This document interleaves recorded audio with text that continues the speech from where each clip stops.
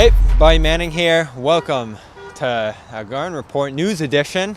The Hawks are going to have to play Game 5 tonight down at TD Garden without Dejounte Murray. The NBA officially suspended him for making contact with an official at the end of Game 4, walking off the court. Appeared to bump heads with the official as he walked off the floor, and the NBA investigated. And as we discussed on the show and in the days since, there's no real leeway when it comes to any contact with an official, and Celtics fans, as well as the Celtics, should know that from the beginning of this year when Grant Williams brushed an official running off the floor, reacting to a call, and got suspended 1 game.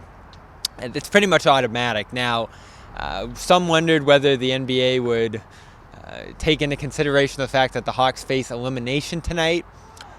Murray did travel with the Hawks here to Boston, so there was at least some expectation on Atlanta's side that he could go in this game, and they found out pretty late yesterday afternoon. Quinn Snyder held a virtual press conference reacting to it, said he discussed the incident with Murray. They've talked several times about it, and he, of course, accepted responsibility for putting the Hawks as well as himself in that position to get suspended. Frustration built up throughout the game, Snyder said, and resulted in something you just can't do as a player. Now, I talked to Derrick White here at Celtics shootaround about not only that, but the back and forth between Murray. He had some words for Joe Mazzulla and the Celtics bench in some of the earlier games this series, and pointed at White after hitting a big 3 in the Game 3 victory for the Hawks. White said that's just stuff we did at practice back during the San Antonio days. Yeah, we're just competing.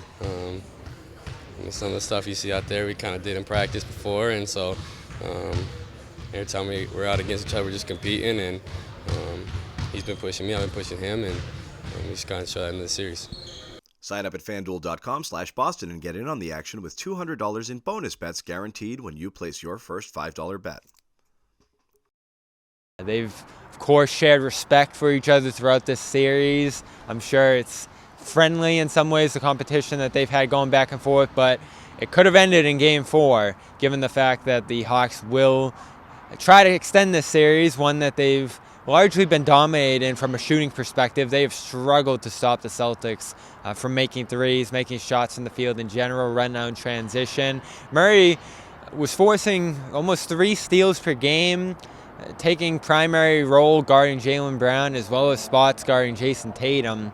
Tatum hit that long shot, the shot clock late in Game 4 over him. So frustrating moments mount throughout this series. I think with the Hawks play early on and then the officiating more recently. So he will not play tonight. Snyder saying that they could go big, they could play wings, they could go a number of different directions. Aaron Holiday, the only backup guard, hasn't played in this series. So I'd assume that they're going to go Saddiq Bey and stay big in this series. Could go Bogdan Bogdanovic, rather, in that starting lineup. He has been a bench fixture for them. So number of different ways they can go. We will see. We'll have coverage tonight of the potential clincher, Game 5, Celtics-Hawks. Al Horford talking today at shootaround about the importance of closing this series out, given the fact that multiple reports now indicate Joel Embiid could miss the start of next series with an LCL sprain, or at least have to play limited through it if he can get on the floor. Significant injury that could impact the next series. We'll discuss that when the time comes. For now, check out Celtics All Access. Ime Udoka hired by the Rockets. Celtics reacted to that here at shootaround this morning. And for all coverage of tonight's game, CLNS Media, and of course the Celtics post-game show after the game.